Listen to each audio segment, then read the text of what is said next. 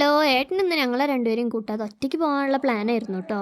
അതിന് ഞങ്ങൾ സമ്മതിച്ചില്ല. ഞാനും കുഞ്ഞുമണിയും വേഗം മാറ്റി ഏട്ടൻ്റെ കൂടെ ഇറങ്ങി. എവിടേക്കാണ് ഇങ്ങനെ മാച്ചിങ് മഞ്ഞ ഇട്ടിട്ട് പോകുന്നതെന്ന് പറഞ്ഞില്ലല്ലോ. നമ്മളെ വണ്ടീന്റെ ബാക്കത്തെ ഗ്ലാസ് വെയിലൊക്കെ കൊണ്ടിട്ട് പൊട്ടിയിട്ടുണ്ട്, അതൊന്നും മാറ്റണം. അതിനാണ് ഇപ്പൊ കുടുംബസമേതം പോകുന്നത്. ഏട്ടൻ ഒറ്റയ്ക്ക് പോയാൽ മാറ്റാവുന്നേ ഉള്ളൂ. പക്ഷെ ഞങ്ങളും കൂടി പോകുന്നത് എന്തിനാ വെച്ചാ ഞങ്ങൾക്കൊരു കറക്കാവുമല്ലോ. എനിക്കും കുഞ്ഞുമണിക്ക് എപ്പോഴും വീട്ടിൽ തന്നെയല്ലേ ഇങ്ങനെ ഇരിക്കുന്നേ.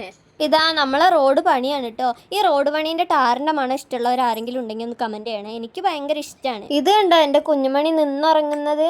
അങ്ങനെ കാഴ്ചകളൊക്കെ ആസ്വദിച്ച് ഞങ്ങൾ ഇങ്ങനെ പോവാണ്. ഒരാള് കണ്ടോ ഞങ്ങളെ ഇടയിൽ കിടന്ന് നല്ല ഉറക്കാം, ഒന്നും അറിയുന്നില്ല കുട്ടി. എപ്പോഴും ഞാൻ വിചാരിക്കട്ടോ, എന്തോരം മനുഷ്യന്മാരാ പല തിരക്കുകാരനും ഇങ്ങനെ പോയിക്കൊണ്ടിരിക്കുന്നതെന്ന്.